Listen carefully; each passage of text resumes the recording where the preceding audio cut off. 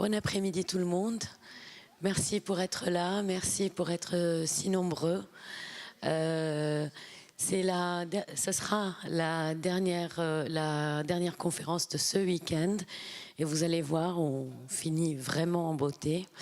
Je suis très ravie et honorée de présenter Vera Tamari, qui est une artiste très très importante et assez singulière dans sa pratique, mais aussi dans sa manière de communiquer l'art à beaucoup de générations. Elle a formé beaucoup d'artistes en Palestine, dont Yazid, qui a été son élève. Vera va parler de son travail, Yazid sous la forme d'une conversation avec Yazid. La conversation aura lieu en anglais. Si vous avez besoin de traduction, nous avons les casques qui sont derrière. Et je vous prie d'accueillir Vera Tamari et Yazid Hanani.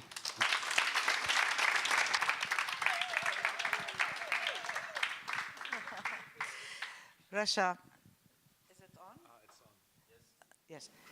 Rasha, thank you so much. Racha, merci. Merci beaucoup pour cette belle introduction. Je voudrais vous remercier en particulier et remercier Geneviève de nous avoir invités pour faire partie de cette manifestation forte, intéressante.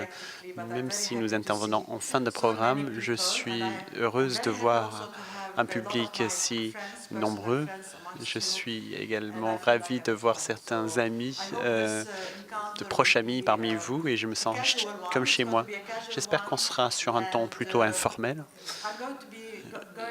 Je vais parler des différentes phases de ma carrière. Je travaille dans l'art depuis plus de 45 ans. Vous pouvez peut-être par là deviner l'âge que j'ai. J'ai le grand privilège d'être ici avec Yazid, un très bon ami, un collègue, un ex-élève. Nous avons collaboré sur plusieurs œuvres. Nous travaillons dans les arts en étroite collaboration. Merci donc à Yazid d'être avec moi et de participer à cette conférence. Cette conférence, ou plutôt cette conversation d'aujourd'hui, va présenter plusieurs interventions de la part de Vera en tant qu'artiste, en tant que commissaire, en tant qu'activiste militante, en tant qu'éducatrice, en tant qu'enseignante, et on va parler donc de ces différentes étapes de sa vie. Je vais commencer en présentant Vera et en lisant une petite biographie pour que vous puissiez connaître son histoire avant qu'on commence à parler plus. Vera Tamari est née à Jérusalem. Elle a étudié les beaux-arts au Collège de Beyrouth pour les femmes en 1966. Elle s'est spécialisée en céramique à l'Istituto Statale dell'Arte per la Ceramica. C'était à Florence. Pour moi, c'est difficile à prononcer. C'était en 1974. C'était un an avant que je naisse, pour vous dire. Elle a eu une maîtrise des arts islamiques de l'Université d'Oxford en 1984. Elle a servi pour plus de 2 décennies comme professeure d'art islamique et d'architecture et à l'université de Bizaïd, où elle a également créé et dirigé une galerie virtuelle à cette université. Elle a également fondé le musée de l'université de Bizaïd en 2005 jusqu'en 2010. Elle est fondatrice de l'exposition Cities, plutôt une série d'expositions qui a lieu dans différentes villes du monde. Il serait sympa d'en parler un peu plus tard. Et nous avons collaboré ensemble avec Yazid pour plus d'une édition. Nous avons travaillé ensemble sur plusieurs expositions. Elle travaille avec tant d'institutions et au conseil d'administration, REWARD, le Centre de la conservation de l'architecture, et également l'Académie internationale d'art en Palestine. Elle est également membre du conseil académique de cette institution. Elle contribue au prix pour jeunes artistes de la Fondation du Qatar. Elle a organisé beaucoup de manifestations culturelles et de programmes académiques. Elle assiste les municipalités et travaille avec beaucoup de ONG et d'organisations de la société civile. Elle fait membre également du jury d'un certain nombre d'institutions régionales comme la Fondation arabe pour les arts et la culture. Son art à elle consiste en des sculptures céramiques et une forme d'art conceptuel. Elle expose depuis 1974 dans le monde arabe, au Royaume-Uni, au Japon et aux États-Unis.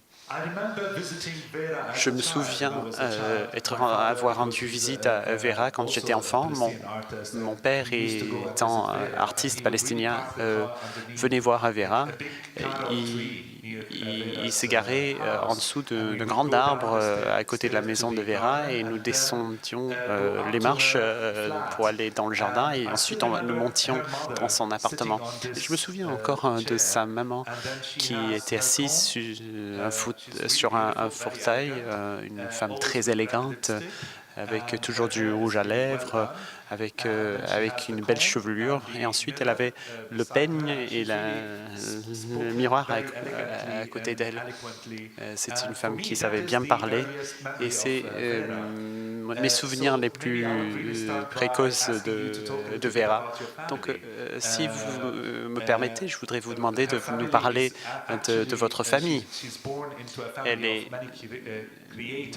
née dans une famille de créateurs. Vladimir Tamary, un artiste très connu palestinien qui était basé au Japon. Tania Tamary, c'est un écrivain, une chanteuse, c'est également une militante culturelle. Donc parlez-nous un peu de votre famille et d'autres membres de votre famille. C'est une très longue histoire et je vais essayer de raccourcir. J'ai eu le privilège de naître dans une famille d'artistes, d'acteurs culturels et depuis l'enfance, nous avons toujours été exposés à cet amour pour les belles choses et une compréhension de notre environnement et une manière particulière de regarder les choses. Je me souviens en tant qu'enfant comment notre mère et notre père nous amenaient au champ pour cueillir des fleurs. La photo à la droite, on voit mon frère et ma sœur, Vladimir et Tania.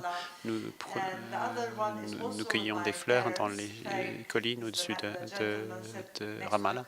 Dans l'autre photo, vous voyez mon père, le monsieur qui se tient à côté de la voiture, ma mère de l'autre côté. Ma mère, Margot Tamary, je voudrais vous parler de mes parents et de leur amour pour les arts. Ma mère a été diplômée dans les années 20 de Notre-Dame de Sion à Jérusalem. Elle avait un intérêt particulier pour la philosophie et les arts et elle a continué à étudier les arts avec les bonnes sœurs pendant une année de plus. Ensuite, elle a établi un atelier à Jaffa où elle a créé des objets très beaux et elle s'est inscrite à une formation par correspondance avec une école à Paris qui s'appelait l'école ABC. C'était très rare pour une jeune femme de son âge à Jaffa à l'époque. Ils lui envoyaient des devoirs, des exercices de dessin et elle retournait par bateau ses dessins. C'était comme ça. Et elle commandait tous les matériels en France pour les faire venir à Jaffa. C'était une femme exceptionnelle. Jusqu'à la fin, elle nous amenait en tant qu'enfants à comprendre la beauté de la nature, comprendre les couleurs. Elle avait une connaissance très vaste des arts. C'était ma première et ma dernière critique de mes œuvres. Même à la fin, je l'amenais les œuvres et elle me faisait ou un chant de la tête.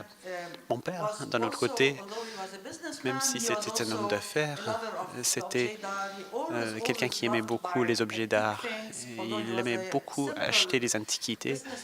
Même homme d'affaires simple, il n'y avait pas une grande entreprise, il n'y avait pas beaucoup d'argent, mais il aimait bien investir dans les beaux objets qui nous entouraient toute notre vie. Et cela nous a influencé, Tania, Vladimir et moi-même. Mon frère et ma sœur, ce sont des personnes qui m'apportent beaucoup d'inspiration. Nous communiquons ensemble sur notre art. Vera était mon prof à l'université de Bizerte. Quand je suis allé dans l'école des femmes, j'ai des souvenirs de Vera. C'était au début des années 80, je pense, Vera, n'est-ce pas? J'avais moins de 10 ans, peut-être dans les années 70, donc j'étais tout petit. Vera, vous avez enseigné, vous avez joué un rôle dans beaucoup d'établissements d'enseignement.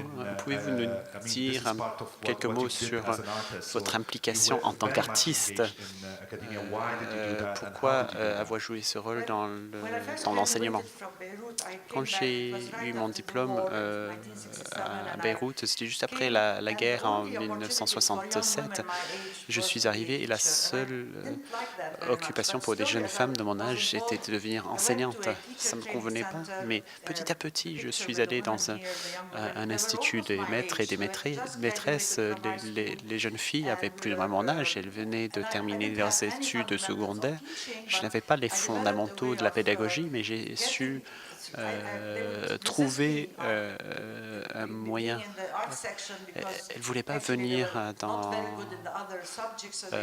la partie des arts parce que c'était un peu le lieu où ils envoyaient les élèves qui n'étaient pas très fortes. Et je leur ai dit, ce n'est pas la question de devenir des artistes, il faut simplement aimer la nature, aimer les choses qui vous entourent, avoir un sentiment pour ce qui vous entoure. Et on a fait beaucoup de travaux expérimentaux. C'était une période qui m'a beaucoup interpellé. Je les ai amenés dans les villages et dans les camps de réfugiés afin d'étudier l'artisanat palestinien qui était déjà en déclin afin de pouvoir transmettre l'artisanat.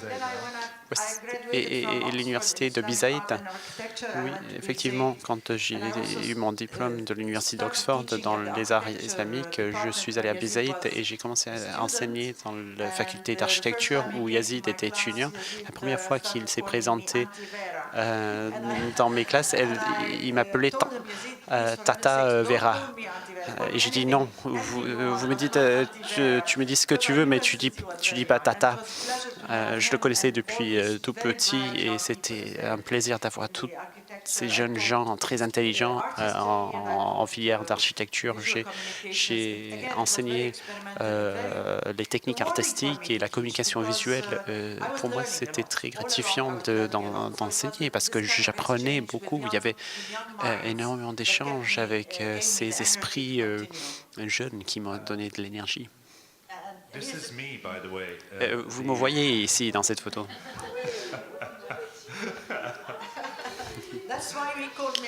C'est pour ça qu'il m'appelait Tata. Vera a su réunir beaucoup de figures importantes à l'université Bizaït. Kamal Balarta, Samir Alawi, Emily Jasser. Nous sommes devenus amis grâce à Vera. Je suis devenu ami avec Emily Jasser. Également Marwan Kassabashi qui a fait don de plusieurs œuvres à l'université grâce à la présence de Vera notamment. Est-ce que vous pouvez nous parler de cet environnement artistique que vous avez su créer avec les étudiants? À Bizaït, il n'avait pas une faculté d'art. J'étais la seule personne qui connaissait la scène artistique, le seul membre de l'université. Je jouais un rôle de consultant s'il fallait accepter tel ou tel don d'œuvre d'art. J'étais toujours la personne de référence. C'était un plaisir pour moi, mais ce n'était qu'un début. Mon travail avec les étudiants qui avaient vraiment des esprits très vifs, des étudiants intelligents, brillants, je dirais, enseigner, me donner une énergie créative pour réfléchir à moi-même et comment je pouvais me développer en tant qu'artiste. J'ai jusqu'ici le privilège de voir un certain nombre d'ex-élèves qui ont des postes à responsabilité dans différentes institutions à Ramallah. Yazid est devenu ce militant et cet artiste exceptionnel. Pour d'autres élèves travaillant dans d'autres institutions ont été mes anciens élèves et j'en suis très fier. Je voudrais parler de ces deux photos. À gauche, on voit un atelier. Vous voyez la classe de communication visuelle à l'université. On appelait cette salle la salle de Vera. On voit Samia Halabi qui est habillée en noir au milieu de la photo. À droite, vous avez la photo des élèves de l'école d'architecture qui ont travaillé avec Vera sur des œuvres de communication visuelle qu'ils ont fait avec Vera. C'était une exposition à l'Iliam Ramallah, les jours de l'architecture, les journées de l'architecture, et Vera jouait un rôle très important. Voici d'autres expositions. Peut-être que vous pouvez parler de celle-là. Comme je disais, à l'université de Bizaït, j'ai pu introduire à mes élèves des idées très contemporaines dans les arts. Comme vous le savez tous, en Palestine, il y avait une communication avec le monde des arts qui se développe encore aujourd'hui. Et avec mes classes d'art, j'ai pu communiquer des informations sur différentes écoles et différentes activités qui avaient lieu dans le monde. À droite, vous voyez une installation que mes étudiants ont créée. C'est inspiré de la conférence de Madrid où vous voyez les personnages sans tête, tous habillés dans des costumes avec des bouteilles, des canettes de Coca-Cola. À gauche, vous avez des œuvres sculpturales et on a monté des expositions de temps en temps et c'était très bien. Voici le rôle un peu que j'ai joué dans les collections d'art à l'université de Bizaït. J'étais la personne qui avait peut-être le plus de connaissances concernant l'art et ils m'ont demandé de gérer certaines collections qui arrivaient sous forme de dons à l'université. À droite, vous avez une collection unique collectée par le docteur Taoufik Anan, qui était médecin au début du XXe siècle et il a collecté des amulets et il avait fait des annotations et ensuite sa famille a fait don de cette collection à l'université de Bizaït. J'ai été chargé d'accepter et de documenter cette collection. À gauche, vous avez un tableau de Marwan Kasabachi. Marwan est décédé. C'était triste pour nous qu'il n'ait pas eu l'occasion de venir à Palestine pour qu'on puisse lui rendre un hommage. En 2005, avec le développement des collections, j'ai établi le musée de l'université de Bizaït. La première exposition qu'on a tenue s'appelait Stateless Nation, Nation sans État. C'était une exposition qui avait eu lieu au début à la Biennale de Vienne et c'était présenté par la suite ensuite à l'université de Birzeit, une exposition qui a connu beaucoup de succès. Voici des photos de l'intérieur du musée. Nous avions des expositions ethnographiques et également des expos d'art. Voici une exposition dont j'étais commissaire il y a 4-5 ans, qui s'appelait Framed, Unframed, sur la présentation des femmes dans les œuvres d'art palestiniens. Vous voyez une œuvre qui nous a été donnée, les robes par Marie Touma, et ensuite une performance par une artiste, Raeda Saadi, qui a fait une performance avec cette robe blanche. Et vous voyez les élèves qui participaient à la performance autour d'elle. Ça a eu lieu sur le campus. Voici la deuxième édition de l'exposition Cities. Vera Tamaré m'a demandé d'être co-commissaire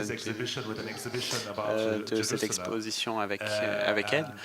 Elle a démarré avec une expo sur Jérusalem et c'était plutôt une approche, une lecture ethnographique des familles de Jérusalem.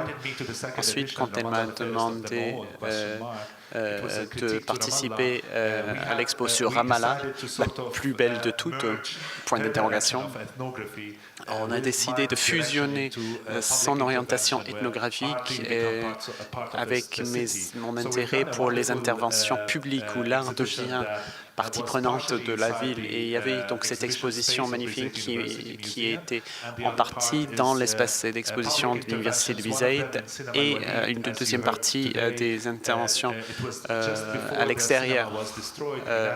Une exposition qui a eu lieu juste avant la destruction du cinéma de Ramallah. L'ex-directeur du cinéma a créé une installation sonore où elle invite les gens à participer à la dernière projection du cinéma. Ce cinéma qui existait depuis les années 70.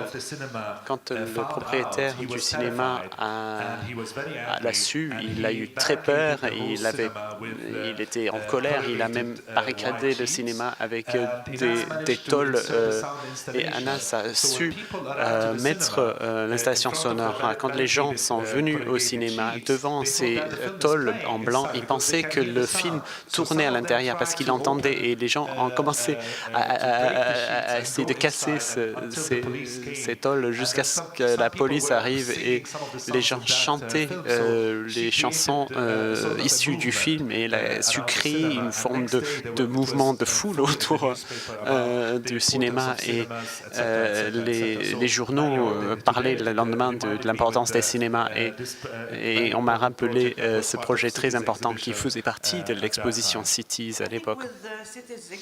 Avec l'exposition Cities,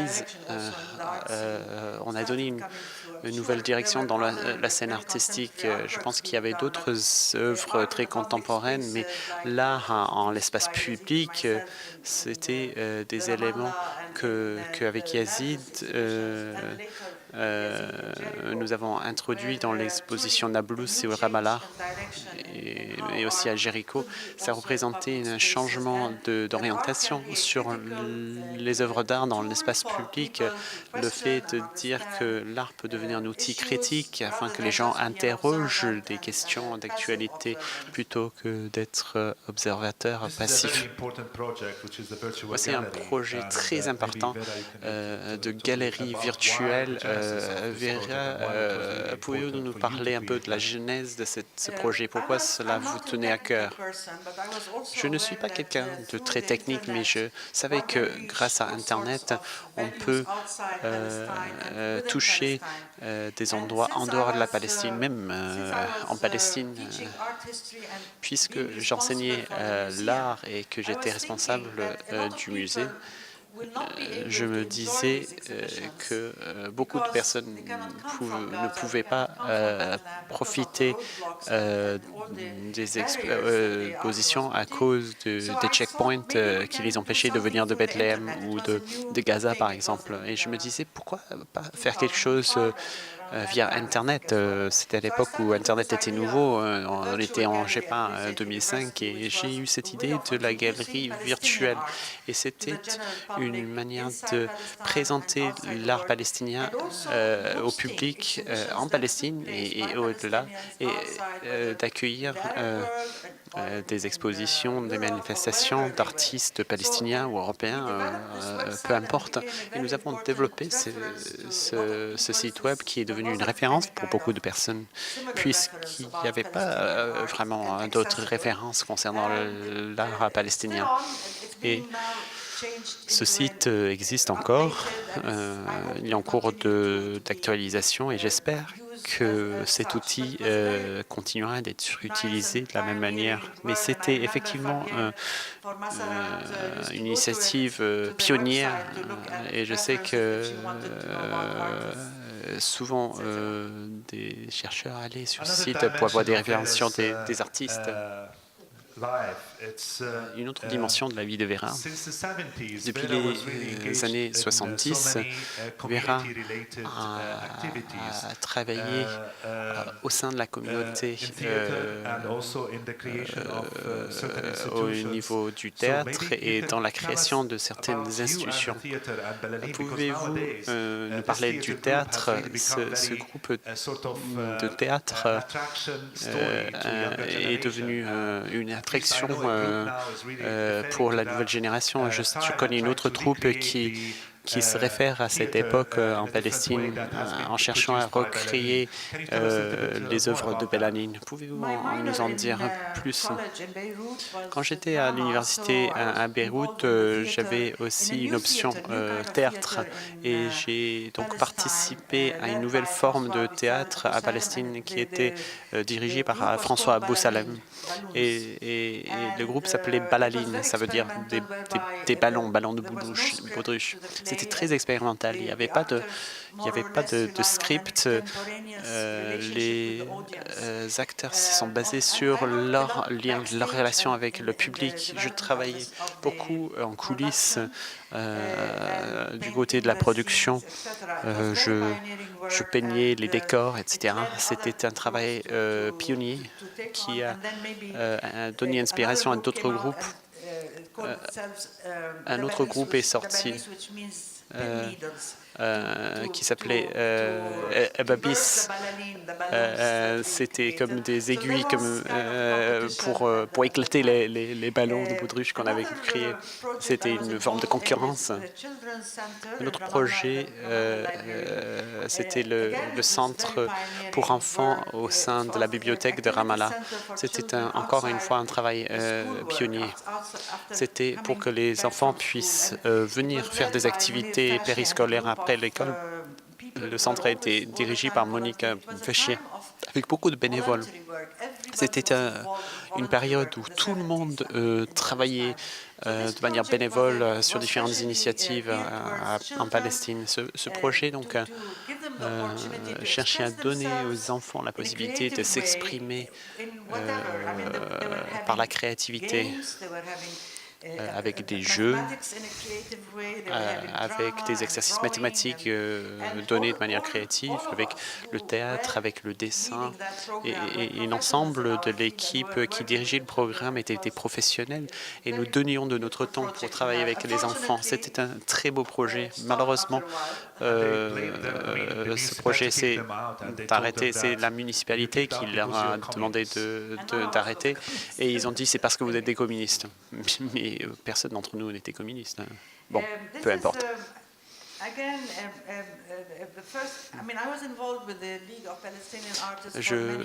J'étais impliqué avec la Ligue d'artistes palestiniens.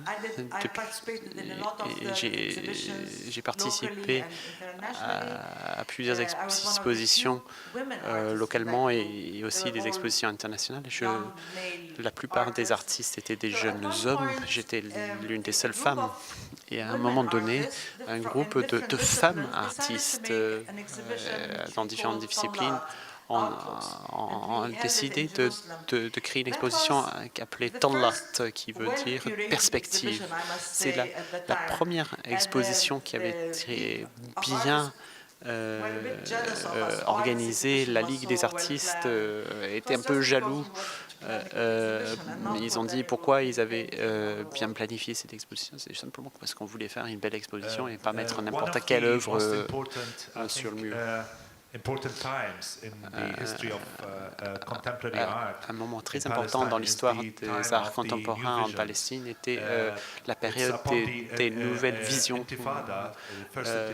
suite à l'intifada. Il y avait 4 artistes, Slimane, Verat Amani, Nabil Hanane et un autre ont décidé d'agir de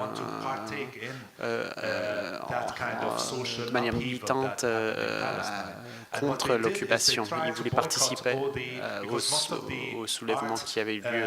La plupart des matériels d'art et des peintures, l'ensemble des matériels utilisés étaient importés d'Israël. Ils ont décidé de mettre en place un boycott et ils ont décidé d'aller dans la nature pour trouver des outils de remplacement. Chacun est allé dans une nouvelle direction. Et pour moi, personnellement, c'était comme une nouvelle ère qui ouvrait sur de nouvelles pratiques dans l'art palestinien. Au lieu de peindre les villages et que le tableau est une représentation du village palestinien, au lieu de cela, ils ont pris des matériels dans les villages pour les insérer dans les tableaux. C'était un changement de perspective. Le fait de peindre devenait un aspect du sujet et cela a permis une forme de transition ouvrant sur des pratiques contemporaines. Je vous coupe. Il était très important cette période. Quand je faisais partie de la Ligue des artistes palestiniens, il y avait une période où l'ensemble des artistes produisaient de l'art qui était orienté vers la lutte palestinienne et les luttes politiques. C'était ce qu'on appelait de l'art engagé. Si vous vouliez peindre une fleur, ce n'était pas accepté. Il fallait faire quelque chose sur les racines des Palestiniens, les femmes et leur fécondité, la lutte des Fédaïnes, le fait de briser des chaînes. Il y avait beaucoup de symbolique dans les œuvres d'art produites dans les années 70 et 80. Et c'est devenu tellement répétitif, ces thèmes et ces sujets, que nous quatre, nous avions envie aussi de nous rebeller par rapport à une forme qui devenait fade, qui ne nous satisfaisait plus. Et nous avons constitué ce groupe. Certains artistes étaient inspirés par cet aspect de matériel tiré des terres. D'autres étaient intéressés par des nouvelles techniques. Avant, on avait uniquement des tableaux dans un cadre, mais vous voyez à gauche les œuvres de Nabil Hanane où la forme du tableau devient plus sculptée. Le cadre est sculpté. D'autres œuvres ont été produites en 3 dimensions et cela a été précurseur des tendances contemporaines qui venaient plus tard, l'art vidéo, l'art par des installations. Et c'était un premier pas pour se libérer des formes artistiques plus conventionnelles. Il n'y avait pas de galerie, il n'y avait pas de musée. Nous montions nos expositions dans des écoles, dans des salles municipales, des salles associatives. Il n'y avait pas de lieu ou de galerie permettant d'accueillir nos expositions. Nous avions voulu créer un centre et vraiment une ambiance très esthétique. Nous avons choisi une belle maison, une maison très ancienne à Jérusalem. Voici l'une des expositions d'inauguration qui était marquée. C'est le deuxième expo de Galilée à Jérusalem. La première exposition s'appelait « De l'exil à Jérusalem ». et elle présentait les œuvres d'artistes palestiniens en exil qui n'habitaient plus en Palestine. Vladimir Tamari, Jabal c'était une expo très importante là. Est-ce que les œuvres ont été confisquées? Oui, bien sûr. Beaucoup. C'était pas des confiscations, mais souvent les Israéliens venaient fermer l'exposition. Il fallait négocier, il fallait regarder les œuvres, les accepter, pas les accepter. C'était toujours difficile de monter ces expositions à Jérusalem ou en dehors. Ensuite, Bassarat avec Fabienne. J'ai eu le privilège de travailler de manière proche avec Fabienne Verstraeten et Leïla Shahid à monter cette manifestation culturelle à Bruxelles en 2008. Ça a duré plusieurs mois avec des militantes artistes, des musiciens, des poètes, des personnalités littéraires ont participé à un programme très riche que Fabienne a su développer à Massarat, à Bruxelles. Une partie des programmes sont également repartis en Palestine. On voulait créer des programmes qui pouvaient continuer de manière durable en Palestine. Voici les personnes qui ont participé à Massarat: Slimane Mansour, Jacques Persican, moi-même. Il y a Fabienne dans la photo, je pense pas. Jaman Aboud, d'autres personnes. Je me souviens qu'il y avait une collaboration entre la Cambre en Belgique et le département d'architecture qui a duré plus de 2 ans. Le Centre de conservation de l'architecture a été impliqué dans un programme via Massarat. C'était donc pas seulement une manifestation, mais il s'agissait également d'une collaboration continue entre des institutions belges et des institutions palestiniennes. Une remarque, Fabienne me disait combien elle était heureuse de voir cette manifestation ayant lieu ici à Marseille, au MUSEM. C'est comme une continuité de l'esprit de Massarat, qui était l'une des manifestations culturelles, les premières manifestations culturelles en dehors de la Palestine. Et nous sommes heureux d'être ici. Maintenant, on verra l'artiste. Enfin, on peut dire. Un souvenir que j'ai en tant qu'enfant, c'est d'aller voir son atelier à sa maison, et il y avait de l'argile par terre. Elle me demandait de travailler avec elle l'argile. Elle portait presque comme un bleu de chauffe. Elle travaillait avec ses mains. Et les mains étaient pleines d'argile. Ce sont des souvenirs d'enfance que j'ai. Pouvez-vous nous dire, Vera, un peu plus sur votre œuvre en céramique? Quelles étaient les thématiques qui vous intéressaient? Comment avez-vous façonné ces céramiques afin de véhiculer ces idées et ces thématiques? J'ai commencé à connaître l'argile quand je travaillais à l'Institut des maîtres, et j'amenais les élèves à un village de Ramallah qui s'appelait Singel, anciennement Saint-Gilles, nom des croisés. Et il y avait une femme qui était experte dans la façonnage de pots servant aux usages domestiques. J'étais fasciné par ce travail avec la terre. Elle cherchait son argile dans la terre. Elle a pris les couleurs qu'elle utilisait dans l'environnement, et elle se tenait assise en dehors de sa maison, et elle travaillait sur les pierres. Elle travaillait au rythme naturel d'une femme. Ça faisait partie de son quotidien. Et cela m'a frappé. Comment l'argile pouvait servir pour créer de la vaisselle et d'autres objets. J'ai ensuite participé à un atelier en Angleterre et c'est comme cela que j'ai choisi l'argile comme matériau. J'aimais beaucoup cet aspect malléable. On peut le façonner, pour le former, on peut le colorer et colorier. C'était difficile pour moi parce qu'au début, j'étais la seule artiste qui travaillait dans un atelier.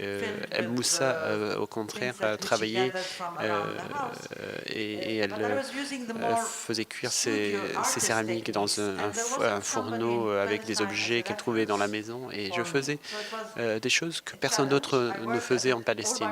Je n'avais pas de référence. J'ai donc travaillé toute seule. J'ai développé des techniques propres. Et ensuite, je me suis spécialisé en me formant en Italie et j'ai pu acquérir d'autres connaissances. Et j'ai commencé également à travailler sur des bas-reliefs. Mes thématiques étaient inspirées beaucoup par les femmes que je voyais dans les villages quand je me déplaçais avec les élèves. Je m'inspirais de leur manière de travailler ensemble. Il y avait une interaction très naturelle entre elles et les formes rejoignaient les thématiques. Voici un bas-relief que j'ai fait pour l'hôtel Notre-Dame. On voit ici les activités saisonnières des hommes et des femmes en Palestine pendant la période des récoltes. J'ai également touché à des questions plus politiques concernant les femmes. Je me suis focalisé sur le personnage d'une femme qui a subi les défis de l'occupation et qui cherchait à se libérer. On retrouve également les femmes dans les formes plus abstraites, inspirées également par les paysages que je voyais. À gauche, on a une œuvre qui s'appelle Icône hivernale. On voit qu'il y a également des formes de montagnes, mais on voit également la forme féminine, de même pour la photo de droite. La femme et l'olivier. Pour moi, l'olivier est toujours associé avec la femme. Je vois le corps féminin dans le tronc de l'olivier. Voici un tableau que j'ai fait sur toile. Il s'agit d'un diptyque fait avec des encres, du collage, avec des tissus appliqués sur le toile. Ah, des souvenirs.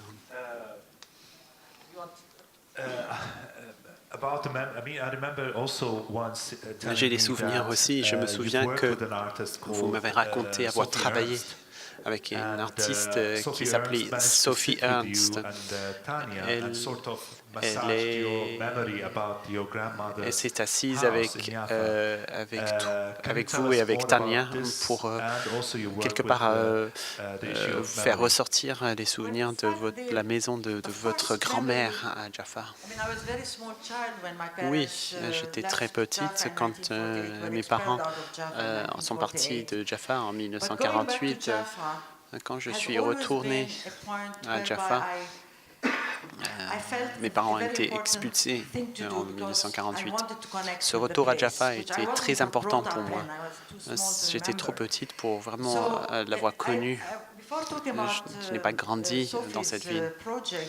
Mais avant de parler du projet de Sophie, on avait des photographies datant de la période avant 1948 et mon père les avait gardées. Je regardais souvent ces images et je réfléchissais à la communauté et le sentiment d'appartenance que les Palestiniens avaient avant d'être dispersés dans les quatre coins du monde. Il y avait des activités familiales, ils avaient des pique-niques, ils prenaient des photos à toutes sortes d'occasions et cette proximité, ces relations naturelles dans leur propre milieu me fascinaient. J'ai donc élaboré un certain nombre de bas-reliefs inspirés par ces photographies. À gauche, vous voyez une photo, vous avez mon père à gauche avec ses proches, avec ses amis. Ils étaient partis pour faire un pique-nique à Hébron. Les autres dames, c'était ses sœurs, ses cousines ou d'autres proches. Et vous voyez vraiment la joie de vivre. Bien sûr, il y avait des guerres et des menaces de guerre, mais les Palestiniens avaient vraiment cette légèreté de vie. Et j'ai créé des bas-reliefs en argile en m'inspirant de ces photos. Vous en voyez un exemple à droite. À gauche ici, vous voyez une œuvre d'après une photo de ma mère avant son mariage et j'ai également rédigé un essai sur ce sujet. Avant son mariage, j'ai trouvé un toute petite feuille de papier dans un amulet qu'elle avait plié juste avant le jour de son mariage. Et elle disait avec un français très soigné: je suis dans ma chambrette pour la dernière fois à Jaffa, quelque chose comme ça. Je ne sais pas ce que l'avenir va m'offrir, mais je suis confiante. C'était très touchant. Petite déclaration comme ça, elle avait plié le papier, daté le 15 mai et le 16 mai, c'était le jour de son mariage. Et j'ai créé une installation en m'inspirant de cette photo et de ce petit bout de papier qu'elle avait trouvé. L'autre à droite, c'est une photo qui avait été prise à Beyrouth. Nous sommes partis à Beyrouth pendant un an à 1948 et les Palestiniens se retrouvaient tous à Broumana. Et c'est une photo prise quand nous étions en exil. Voici une maison, peut-être d'après mes souvenirs de la maison de mes grands-parents. C'était une artiste qui s'appelle Sophie Ernst, qui est hollandaise. Elle avait un projet où elle a demandé à certains artistes de reconstruire la maison qu'ils avaient quittée. Avec Tania, nous n'avions pas vraiment de souvenir de la maison, mais on avait vu des photos. Et une fois, on s'était rendu à Jaffa, une fois que la ville était devenue accessible après 1967. Et on était censé dessiner la maison, un plan de la maison. On a parlé d'abord du véranda et du jardin. Et nous avons commencé à discuter et nous avons commencé à dessiner les pièces. Et nous avons réussi à dessiner l'intérieur de la maison. Et la maison était redevenue une réalité pour nous, cette maison de mes grands-parents qu'ils avaient dû quitter à Jaffa. C'était une expérience très chargée d'émotions. Redessiner ce plan. Tania, qui est plus âgée que moi, se souvenait des objets dans chaque pièce, un piano, un vase, une pièce où mon père avait ses icônes. C'est devenu quelque chose de très chargé d'émotions. Il y avait des larmes de versées, une expérience très forte. Dans mon œuvre, je me suis également laissé inspirer par l'histoire et l'archéologie. Et dans un certain nombre d'œuvres, comme vous voyez à gauche, une œuvre qui s'appelle Rythme du passé, j'ai inclus des échardes, des morceaux de poterie que j'avais trouvés dans la nature, dans les paysages palestiniens. Et la même chose avec les objets à droite où j'utilisais ces morceaux comme déco sur mes objets. Cette notion de souvenir est toujours présente, la mémoire de mes ancêtres et tout ce qu'ils ont laissé. Voici une installation que j'ai créée qui s'appelle Oracle de la mer. Cela parle de mes ancêtres qui viennent de Jaffa et ils sortent, ils émergent de la mer et ils racontent l'histoire de Jaffa et ce qu'ils ont laissé. Les masques sont classiques, ils ne ressemblent aucunement au moment de ma famille, mais cela représente quelque part des visages d'anciens. Et j'ai amené cette installation à la mer de Jaffa. Vous voyez la photo en bas, ici, et j'ai installé ces masques ici. Et pour moi, c'était également un moment très chargé d'émotions parce que ces tiges se déplaçaient avec le vent et vous voyiez la mer derrière avec le mouvement des vagues. C'était un moment très fort. Beaucoup d'artistes palestiniens ont traité cette question d'émotion de mémoire.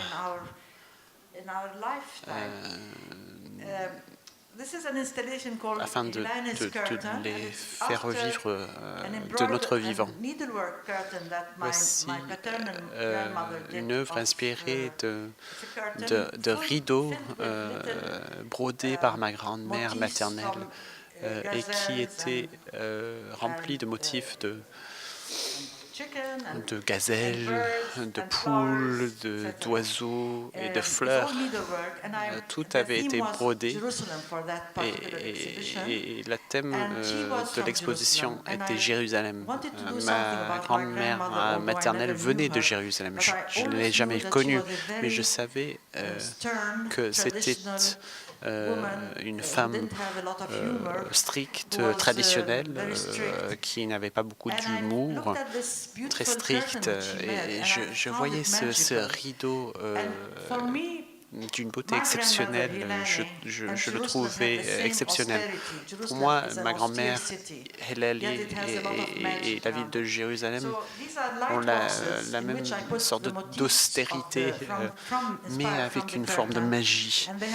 J'ai créé ces motifs inspirés par les rideaux et ils sont animés par des luminaires, un peu comme un sapin de Noël. J'ai trouvé intéressant de voir. J'ai trouvé une photographie de ma grand-mère assise sur ce fauteuil et elle faisait de la broderie. Je l'ai inclus donc dans l'installation. La nature a toujours fait partie de vos intérêts. Je me souviens, en tant qu'élève, vous nous avez amenés à la nature et vous nous avez demandé de couper un cadre, de le jeter par terre et de regarder au sein du cadre et d'étudier le détail des miniatures, la beauté des relations entre les différents objets dans la nature. Et nous avons dû prendre une autre approche à la nature.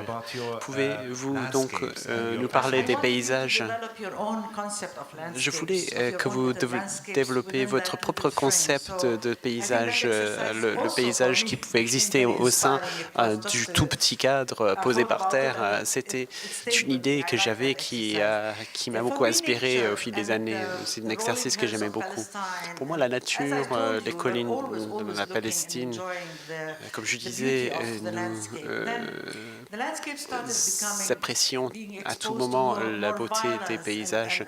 Les paysages commençaient à être déchirés par la violence. Et j'avais l'impression de ne pas pouvoir simplement peindre les belles collines ondulantes avec les oliviers tout autour. Voici une œuvre qui véhicule la violence qui a tendance à briser la nature, les colonies avec les bulldozers qui arrivent, qui cassent la nature, même les même les maisons palestiniennes qui sont construites, c'est quelque chose que je trouve traumatisant. Cette œuvre est faite avec des céramiques en relief et des acryliques. L'olivier est un thème qui revient dans mon œuvre. Les oliviers sont comme pour moi des femmes qui se tiennent comme des sentinelles dans les vergers, dans les champs. Et j'aime beaucoup le rôle féminin qu'ils jouent avec toutes leurs courbes. Et l'olivier est devenu donc un symbole pour beaucoup d'artistes qui voulaient montrer les racines des Palestiniens, les racines dans le terroir. Et j'ai fait beaucoup d'œuvres inspirées par l'olivier, des aquarelles, etc. Mais j'ai ici une installation dont je voudrais parler. C'était pendant une incursion à Ramallah en 2002 et nous subissions un couvre-feu. J'allais dans mon atelier. Pour atteindre mon atelier, je devais sortir de la maison. Et c'était au moment du couvre-feu. Je devais m'assurer d'aller dans l'atelier au moment où les chars, les tanks passaient devant la maison. C'était le bon moment pour aller dans l'atelier et je restais là. Il y avait beaucoup d'oliviers qui étaient déracinés. C'était une forme de punition pour les Palestiniens dans les villages. Il y avait le mur qui se construisait, il y avait toutes les colonies qui se construisaient.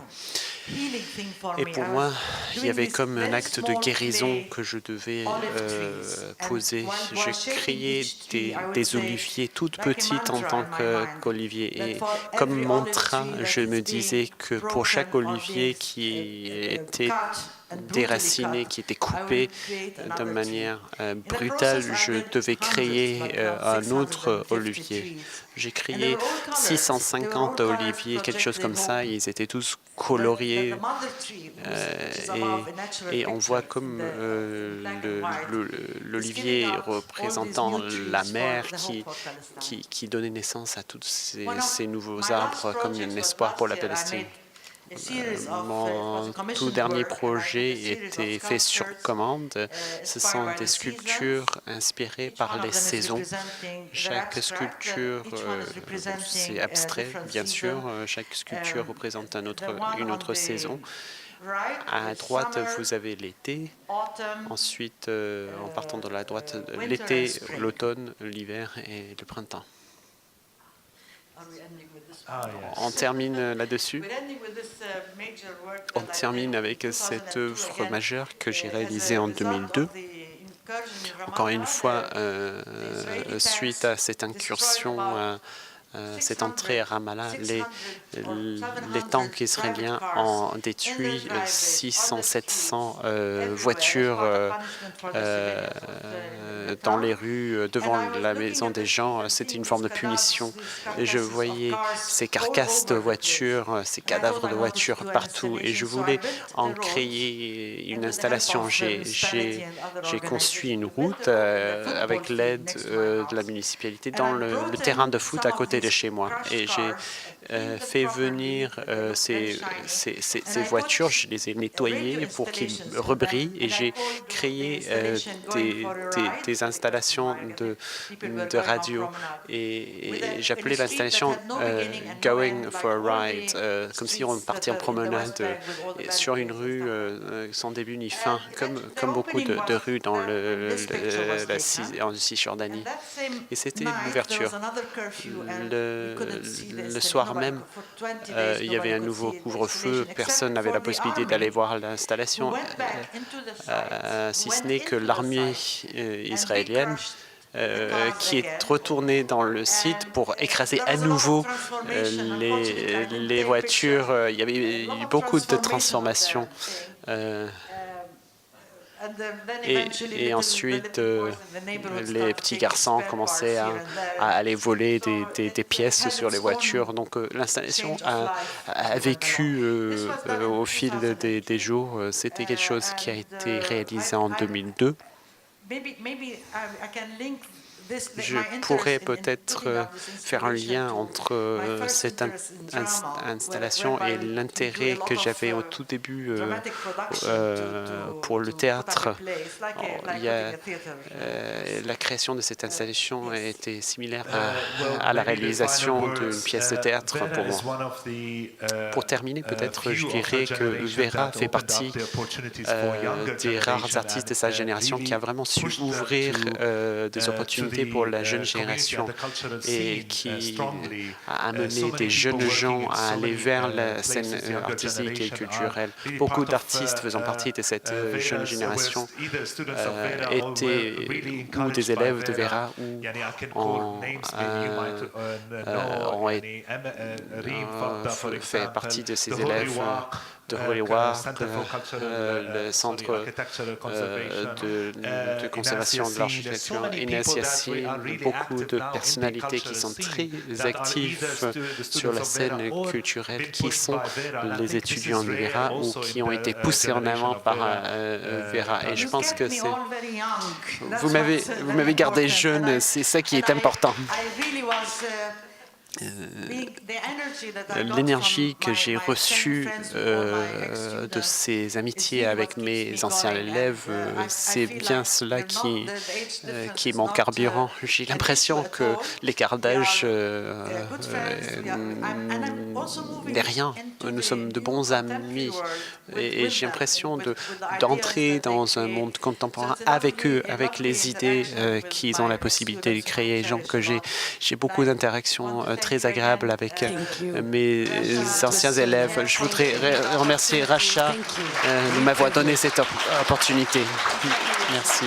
Merci aussi à Yazid.